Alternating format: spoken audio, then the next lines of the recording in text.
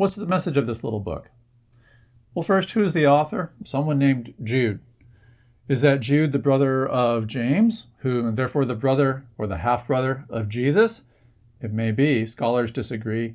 We're going to broach the topic of biblical authorship later in a different letter. Here it doesn't matter that much because it doesn't affect the message that much. Here's Jude's occasion. He's putting out a fire. What's the big problem of the church? It's a group of whom I will call problem Christians. Verse 10 begins the long description. We're not going to go through the whole thing. These people blaspheme all that they don't understand, and so on. Jude summarizes, these are grumblers, malcontents, following their own sinful desires. They're loud-mouthed boasters, showing favoritism to gain advantage. Warnings like these about problem Christians, false people in the church, occur throughout the New Testament. The problem is endemic in the New Testament church. Faithlessness and apostasy, that is, turning back on the faith, are perennial problems. They're not just recent problems. They're not just old covenant problems.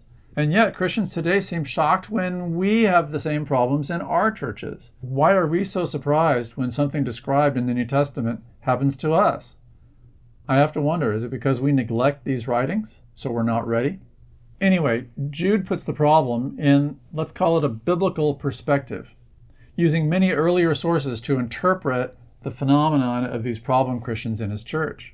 First, he interprets it by comparing it to an Israelite tradition that you can see in Genesis 6, but it's developed much more later, about angels sinning with human women. In other words, not doing their job, to put it mildly. Secondly, Jude contrasts the blasphemers with a more obscure story of Michael, the angel, battling over the body of Moses. This might come from an ancient text called the Assumption of Moses, which no longer exists, or at least the passage that he cites no longer exists. Those two passages throw a lot of readers today. We expect the Bible only to quote the Bible, but here Jude is quoting stuff you won't find in our Bible, and he's quoting some pretty odd stuff at that. Then he goes on.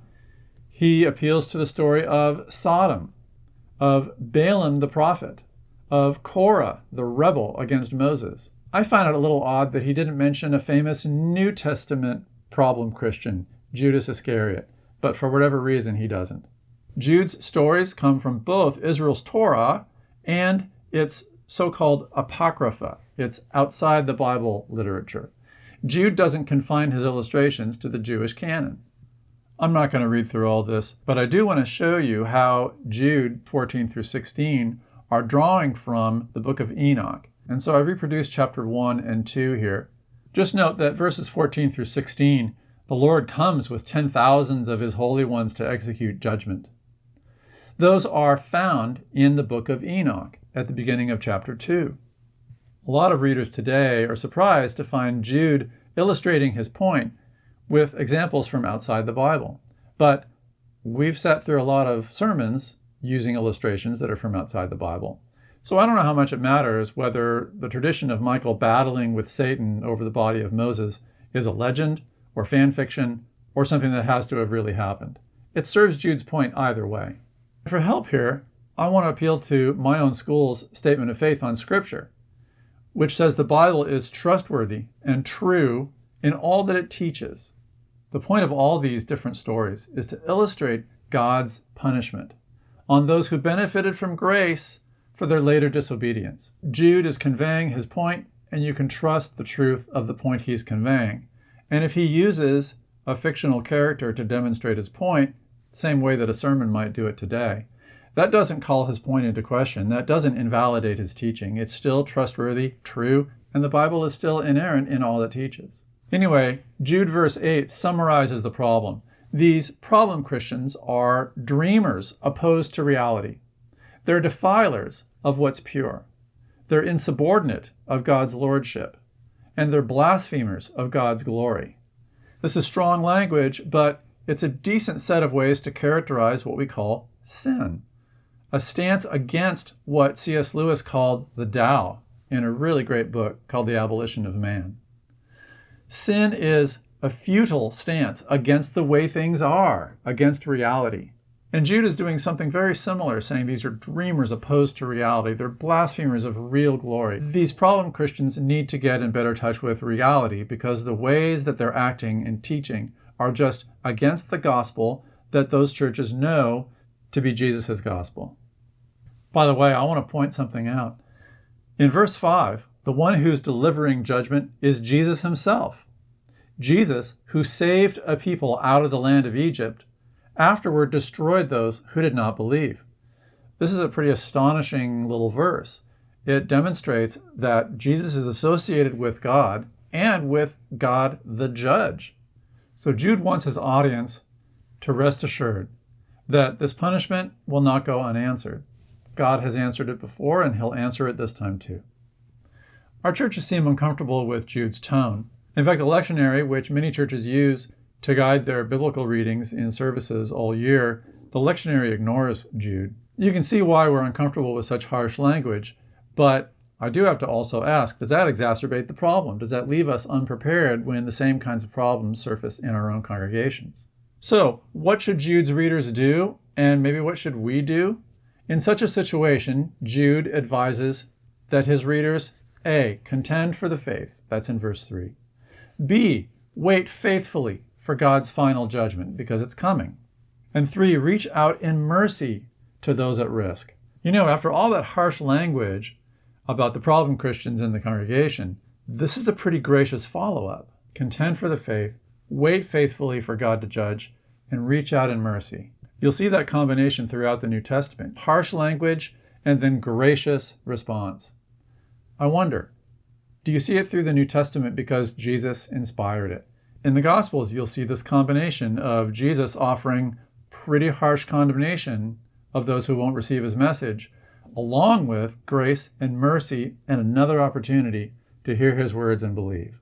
Jude concludes with a benediction that assurance and strength to have that gracious response to such a difficult problem come from God and Jesus.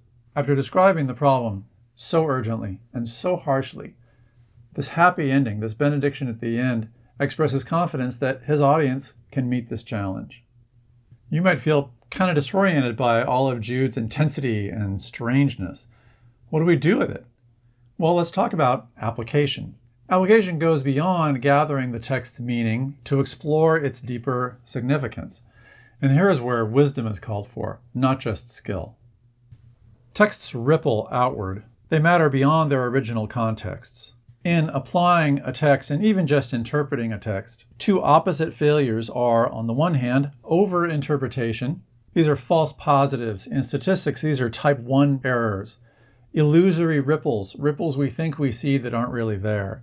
And a biblical studies term for that is eisegesis. If exegesis gets meaning out of a text, eisegesis reads meaning in that isn't there in the first place. The second failure is underinterpretation. A false negative. In statistics, a type 2 error. Ripples that are there but we miss, that we don't perceive. So, in applying a text, we want to avoid both errors. We don't want false positives and we don't want false negatives. We want good judgments about the deeper significance of biblical passages.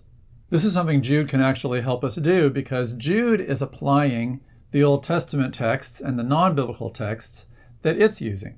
Jude writes about our common salvation in verse 3, a salvation that Jude shares with his audience. With earlier Israel, all those scenarios when God was judging disobedience after showing grace.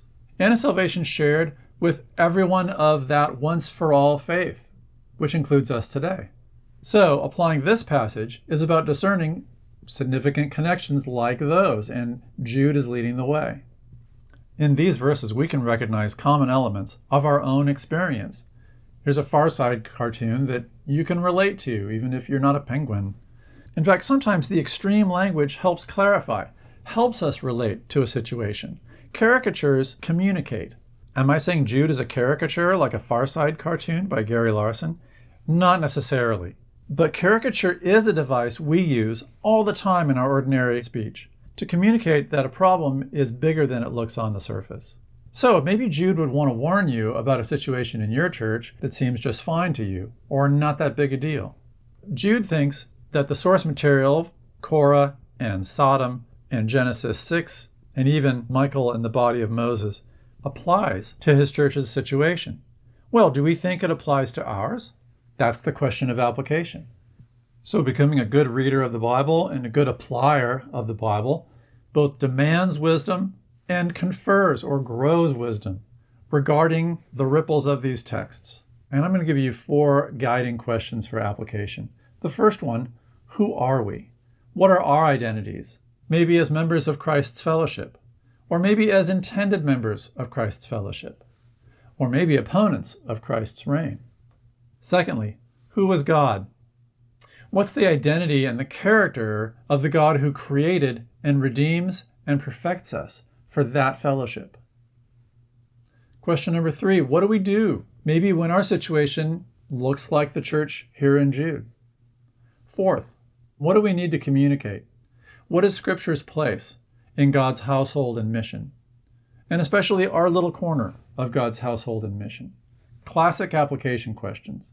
Let me put these in a much simpler and better form from a friend of mine who's a missionary in Papua New Guinea. His name is Jim Yost. And whenever Jim teaches people how to read the Bible, he has them ask 4 questions. The same 4 that I just said, but much easier to understand. First, what does this passage say about God? Second, what does this passage say about me? Third, what will I do with what I've learned? And fourth, whom will I tell what I've learned? In those questions, you can recognize a lot of the topics that we raised today. What is the message of a text? What's its occasion? What's its audience? What's its overflow? What are its ripples? I think you can ask Jim Yost's questions about any biblical text, and you can do it whether you're a believer or not.